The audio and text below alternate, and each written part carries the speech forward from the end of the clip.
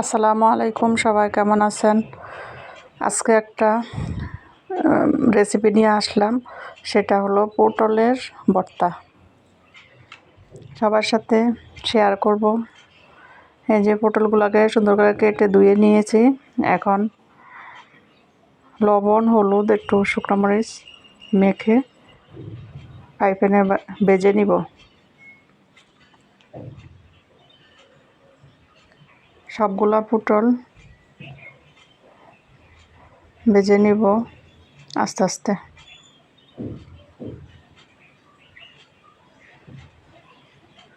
পটলের ভর্তা যে এত মজা হয়, না খেলে একবার বুঝতে পারবেন না।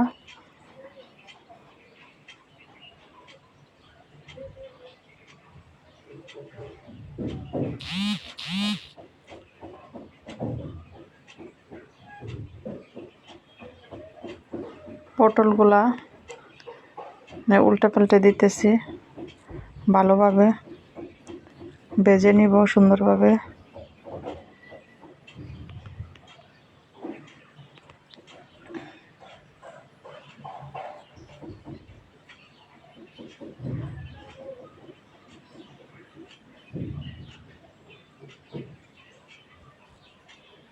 পটলগুলা ভাজা হয়ে গেলে আমি 2-3 টুকরো মাছ দেব।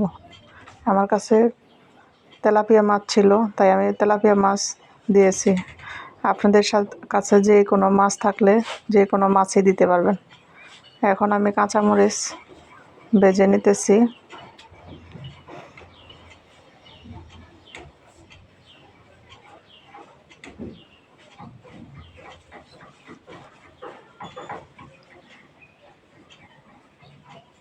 কাঁচামরিচ এবং রসুন, পেঁয়াজ এগুলো সবগুলা ভেজে নেওয়া হয়ে গেলে এখন আমি এই যে ভর্তাটা বানানো শুরু করে দিলাম। মাছগুলাকে ভালোভাবে কাটা বেছে নিতে হবে। কাঁচা কাটাগুলা দেখে দেখেই পরিষ্কার করতে হবে, না হয় ভর্তার সাথে সমস্যা হবে।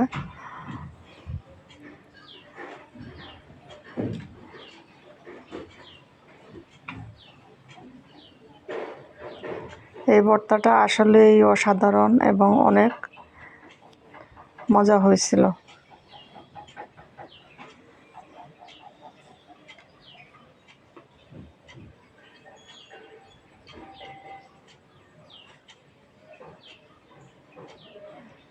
এই যে বাটার মাছগুলা যখন পিষবেন বা বাটবেন, তখন আপনারা একটু খেয়াল রাখতে হবে যে কাটা আছে নাকি।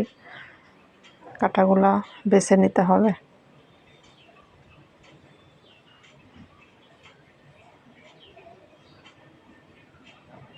এখন দিয়ে দিব পটল। সে ভাজা পটলগুলো আমি মাছের সাথে এইভাবে পিষে দিব।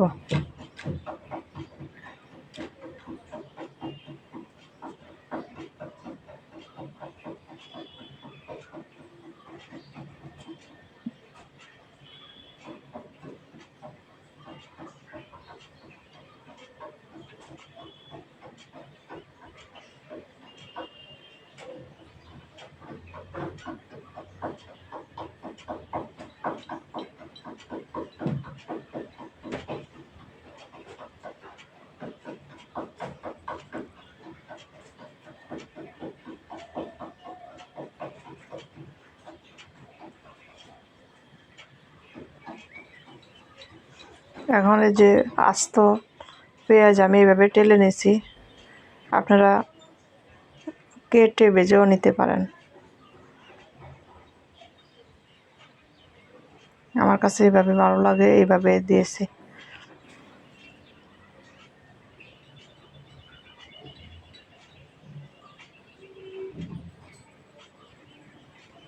এখন দিয়ে দিব কিছু আমার ক্ষেতের লাগানো ধনিয়া পাতা, একদম ক্ষেত থেকে উঠানো টাটকা।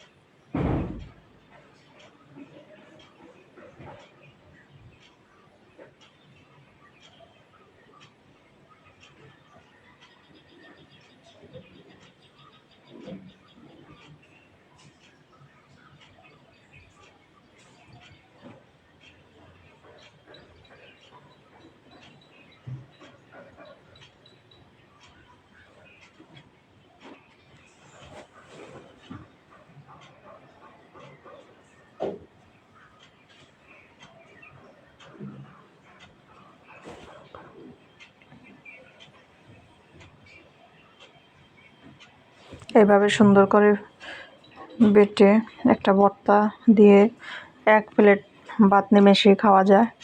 এখনও যে রসুনগুলো দিতে ভুলে গেছি আগে, টালা রসুনগুলা এখন দিয়ে দিলাম, দিয়ে ভালোভাবে মাখায় নেব।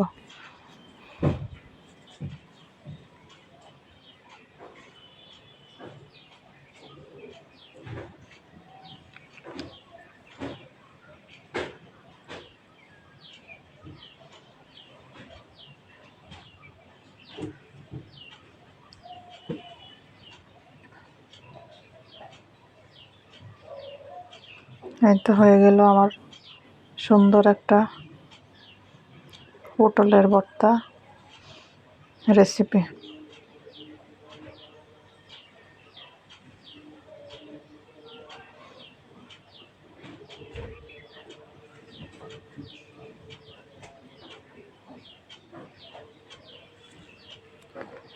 অনেক সুন্দর এবং অনেক মজাদার হয়েছে। আপনারা একবার বানায়া খেয়ে দেখবেন। আল্লাহ হাফেজ, ভালো থাকেন সবাই।